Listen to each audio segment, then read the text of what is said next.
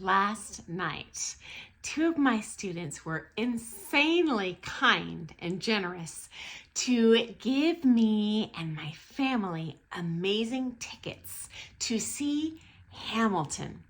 And yes, it's just as fabulous as you've heard. What does this have to do with ballroom and Latin? Let me tell you.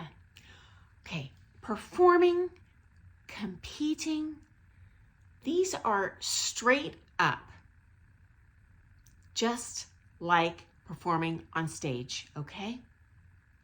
Why?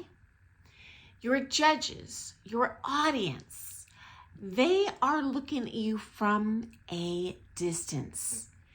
Heck, if you're at the UK Open, that judge could be over 100 feet away from you, trying to read what you are doing and buy into that story that you're selling, okay?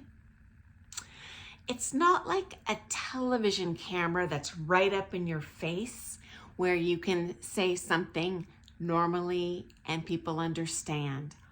On the stage, we say something and we do not speak it normally. Otherwise, your audience does not buy in to that sense of suspended reality, okay? And what are we trying to do on that comp floor? I want those judges to look at us and want to jump in and be on that floor in our arms, feeling that joy, okay? Newsflash, just like an audience in a musical, in a stage production, your judges want to be entertained, especially if they have been standing on the side of that comp floor for 3 days, and this is the 400th Roomba they've seen, and the 900th rope spin they've seen. They want to be entertained, friends. Okay?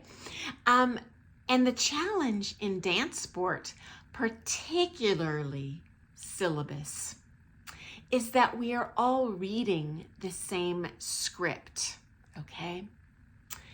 And we're doing the same figures in these dances, probably in a different order, but it's essentially the same stuff, okay? The judges have been looking at for days and weeks and years and hours at this comp, okay?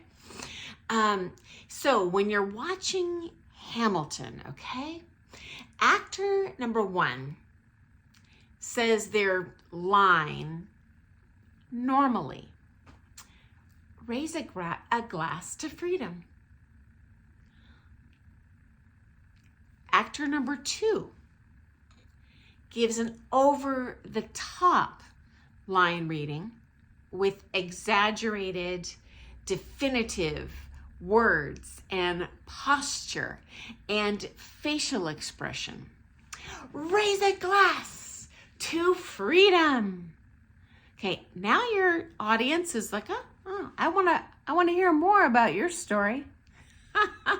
Okay, actor number 3, even worse. They're scared stiff. They're nervous. Raise a glass to freedom. I'm not looking at you. I'm not buying that story. I want a restroom break. Okay, actor number 4 is probably the worst case scenario, and they just flub up the lines altogether. So this would be, and we do see this a lot, like in Bronze Guys, where there's literally a foxtrot playing, and I see someone out there doing a waltz. Like, well, A for effort.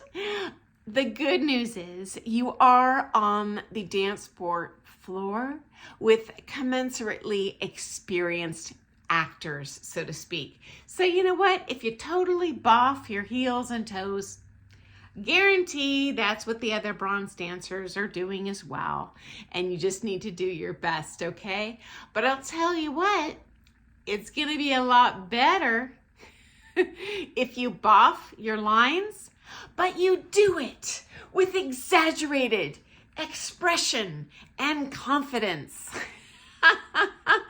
The judge actually is more likely to just buy into the fact that you did it correct, even though you totally boffed it, okay? Because you are that screen actor on the floor. And I'm sure many of you have heard the story that each of these dances is trying to convey. It's a flirty cha-cha. It's a romantic waltz. It's I want you, I don't want you, tango. Every dance has this narrative that we want to entertain our judges with, okay? And so the next time you're at your comp this weekend, you are going to pretend you are Lin-Manuel Miranda, and you are starring front and center in Hamilton. Okay, guys. So happy dancing, and best of luck to you in your upcoming competition. Okay, have an awesome day. Doodle.